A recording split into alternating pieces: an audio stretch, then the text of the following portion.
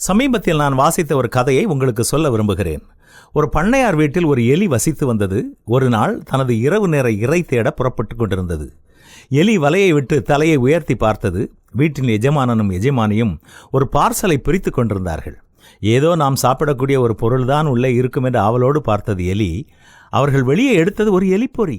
அதை பார்த்தது அந்த எலிக்கு மூச்சே நின்றுவிடும் போல இருந்தது. உடனே ஒரே ஓட்டமாக வீட்டில் இருந்த கோழியிடம் போய், பண்ணையார் ஒரு எலிப்பொறி வாங்கி வந்துள்ளார், எனக்கு பயமாக இருக்கிறது என்றது. நல்ல வேளையா இந்த எலிப்பொறியால் எனக்கு ஒரு பிரச்சனையும் இல்லை என்றது கோழி. உடனே அது பக்கத்தில் இருந்த வான்கோழியிடம் சென்று அதே விஷயத்தை சொல்லியது. வான்கோழியும் அதே பதிலை சொல்லியதோடு, நான் எலிப்பொறியெல்லாம் பார்த்து பயப்பட மாட்டேன் என்று சொன்னது. மனம் நொந்த எலி அடுத்ததாக பக்கத்தில் இருந்த ஆடு ஒன்றிடம் போய் அதே விஷயத்தை சொன்னது. ஆடும் அதே பதிலை சொல்லியது. அத்தோடு நின்றிருந்தாலும் பரவாயில்லை, எலிப்பொறியை பார்த்து என்னையும் பயப்படச் சொல்கிறாயா என்று நக்கலும் அடித்தது. அன்று இரவு எலிப்பொறியில் ஒரு பொரித்த மீன் துண்டை வைத்துவிட்டு பண்ணையாரும் அவருடைய மனையும் தூங்கப் போயினர். ஒரு அரை மணி நேரத்தில் டமால் என்றொரு சத்தம். எலிதான் மாட்டிக்கொண்டு விட்டது என்று எண்ணிய பண்ணையார் மனைவி ஓடி வந்து எலிப்பொறியை கையில் தூக்கினாள். ஆனால் எலிக்கு பதிலாக பாதி மாட்டியிருந்த பாம்பு ஒன்று எஜமானி அம்மாளை கடித்து விட்டது. உடனே ஆஸ்பத்திரிக்கு எடுத்துக்கொண்டு ஓடினார்கள். விஷத்தை முறிக்க இன்ஜெக்ஷன் போட்ட பின்னரும் பண்ணையார் மனைவிக்கு ஜுரம் இறங்கவே இல்லை. அருகில் இருந்த ஒரு மூதாட்டி பாம்பு கடிக்கு பின்னால் வரும் காய்ச்சலுக்கு சிக்கன் சூப் வைத்து கொடுத்தால் நல்லது என்று யோசனை சொன்னாள். கோழிக்கு வந்தது வினை.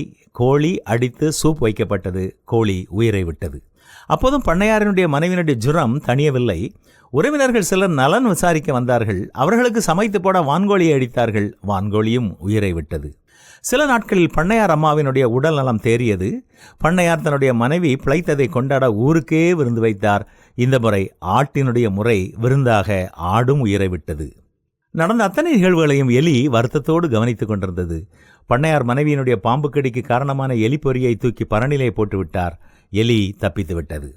அருகில் இருப்பவர்கள் தனக்கொரு பிரச்சனை என்று வந்தால் அது என்ன என்றாவது கேளுங்கள். ஏனென்றால் யாருக்கு என்ன பிரச்சனை எப்போது வரும் என்று யாருக்கும் தெரியாது. அடுத்தது அந்த பிரச்சனை நமக்கும் வரலாம். அடுத்த முறை நம்முடையதாகவும் இருக்கலாம். அழிவு வருமுன் மனுஷனுடைய இருதயம் இருமாப்பாயிருக்கும். மேன்மைக்கு முன்னானது தாழ்மை என்று வேதமும் நம்மை எச்சரிக்கிறது.